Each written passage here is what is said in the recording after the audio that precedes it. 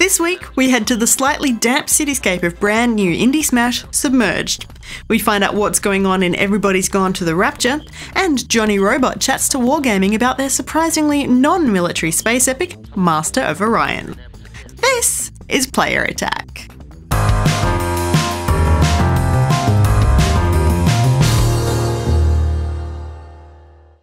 Hi, I'm Jessica Citizen, and this week we learned about one of the inevitable downsides of upgrading to a new operating system. If you are a retro PC gamer, be warned, many of your old favourites will not run on Windows 10. It's not that Microsoft is going out of its way to block things, although it did remove Solitaire from the new system, but more that many older games were bundled with some pretty useless copy protection software, and Windows 10 won't let it run.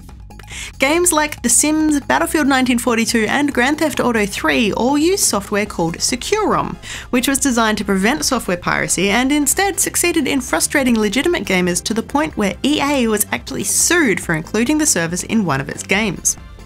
The DRM is so enthusiastic that it burrows deep into your operating system, a behaviour also used by computer viruses, so Windows 10 doesn't allow that to happen. Now, if you really want to play these older games, you have a few choices. You can buy an updated version from somewhere like GOG.com or Steam, which has patched the DRM out.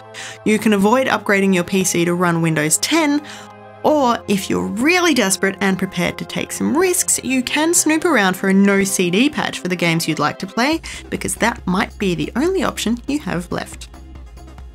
It was a big week for esports, with the Wargaming League APAC Asia Season 1 finals held in Seoul, South Korea.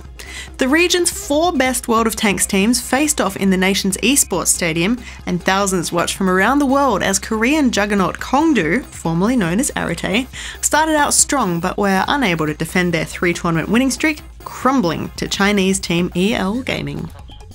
It looks like excitement of an entirely different kind at the Pokemon World Championships in Boston, however, as 2 men turned up to the event brandishing firearms and a bucket load of ammunition. Police acted on a tip-off following threats of violence made to attendees via social media, where the men had promised to kill the competition. A search of their car revealed that the men, aged 27 and 18, had brought a 12-gauge shotgun, an AR-15 rifle, a hunting knife, and several hundred rounds of ammunition.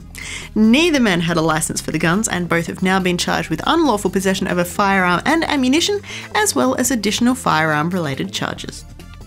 Moving right along, and Pokemon rival Yo-Kai Watch has finally set a date for its Western release. We first saw the localised version of the Japanese Smash Monster Hunter at E3, but now we can confirm it is headed to 3DS consoles outside of its home territory in November this year. Nintendo has also been getting busy in the patent filing business, submitting paperwork for something many believe will be the Nintendo NX game console. While the controller looks familiar enough with a display screen like the Wii U gamepad, the console itself is more interesting and does not feature a disc drive.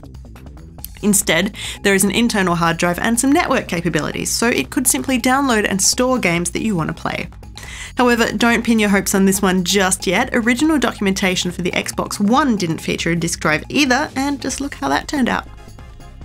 In mobile gaming news, Bethesda is pleased to announce the births of more than 81 million babies to 85 million happy overseers in Fallout Shelter. In the first month of the game's availability, that's when it was an iOS exclusive, nearly 65 million dwellers were sent out to the wasteland and 21 million died there. These numbers have already grown considerably. Fallout Shelter is now available for Android as well. Don't call it a comeback, but Pac-Man has made a glorious return to the games market, with Pac-Man 256 hitting smartphones last week. The game is a little different to what you've seen before. It's now an endless runner where you must navigate the familiar yellow fellow through a maze, chased by colourful ghosts and avoiding the mysterious and intentional 256 glitch. Pac-Man 256 is a joint project between Bandai Namco Vancouver and Australian studio Hipster Whale, the team behind smash hit Crossy Road. It's available right now for just about all mobile devices, and it's free to play for as long as you want. And speaking of Australia, industry veteran Warren Spector has been named as this year's opening keynote speaker at PAX Australia. The man credited with the creation of games as varied as Deus Ex and Disney Epic Mickey will be on stage for Friday morning's Storytime event, following in the footsteps of Bethesda's Pete Hines and the grumpy gamer himself, Ron Gilbert. PAX Australia kicks off at the Melbourne Convention and Exhibition Centre from October 30. Other guests are yet to be named, but musical acts The Double Clicks and MC Frontalot are already confirmed. 3-day passes have sold out, but you can still grab single-day tickets for each day if that's how you roll. And in still more Australian news, Xbox has announced a partnership with V8 Supercars, meaning that we'll both see more Xbox on the racetrack and more real cars on the console. A deal with DJR Team Penske will see the familiar green Xbox car driven by Marcus Ambrose and Scott Pye in all of this year's Enduro series, including Bathurst 2015.